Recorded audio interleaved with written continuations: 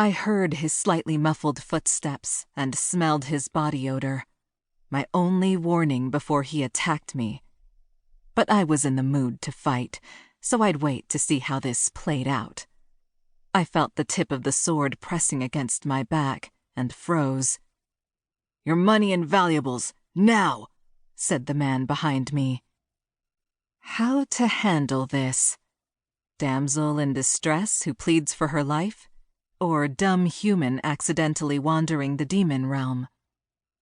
"Are you daft? I'll chop you to bits and take what I want," he said. I wasn't going with either approach I considered. Instead, I swiveled to face him at the same time that I drew out my sword. Even in the dim light, I could see the surprise on the demon's face. "You were saying?" I asked. "Nothing. I made a mistake." And then he rushed me. I had him on the ground just as quickly as he attacked. They just got dumber and dumber. Even a lesser demon should have known jumping me was equivalent to a suicide mission. Anyone with any sense could tell a street fighter from a non-fighter by the way they moved. He was only living because I didn't want to bother dealing with a dead body. He squirmed on the ground. I'm not letting him off so easily. I kicked him until he stopped squirming. Now fear and shock filled his face, and he started to beg. "Just let me go. I swear I won't do it again." "Sure you won't." The few lights in the buildings around us went out, but I had no doubt that every inhabitant was watching. They wouldn't get involved. Survival of the fittest held reign here. And if I let one demon get one over on me, the rest would think I was an easy target. With a final swift kick of my boot, the wannabe mugger whimpered. I gagged at the smell of shit. I hated it when they did that. It was such an appetite killer. And breaking in a good pair of boots was a pain. It had taken months to get these babies just right, and now they were covered in eau de feces. He rolled into a protective ball and was so pathetic that I stopped my assault.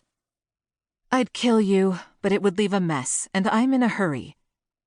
I rolled my eyes and straightened my shoulders.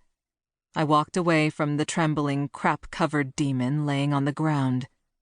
I shouldn't have taken out my frustration on the demon for my failed mission. When he jumped me, my temper was on a razor's edge.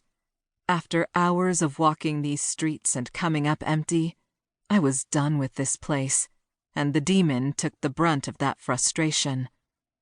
Striding into the muggy and brimstone-scented night, the ever-present wind tousled my short silver hair.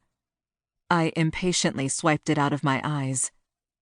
Anemic light from the flickering gas lanterns struggled to reach through the darkness. I walked carefully on the slick cobblestoned streets, keeping an eye out for any more attackers. The staccato rhythm my boots made against the stone was the only sound in an oddly quiet night. Each time I was here in the demon realm, it was different. This realm overlapped with hell and the earthly realm. Unlike the other two locations, here it was constantly changing and evolving. There was no place like it, and it followed its own set of rules. Here, streets expanded and shortened, hills grew and valleys emerged, random buildings appeared, and other buildings disappeared at the realm's whim. This place was a living thing, and it was hungry and mean. No one was spared by its craving for chaos and change. I hurried to the rendezvous point, anxious to return home. This night was a total bust, and I was down one pair of sweet boots.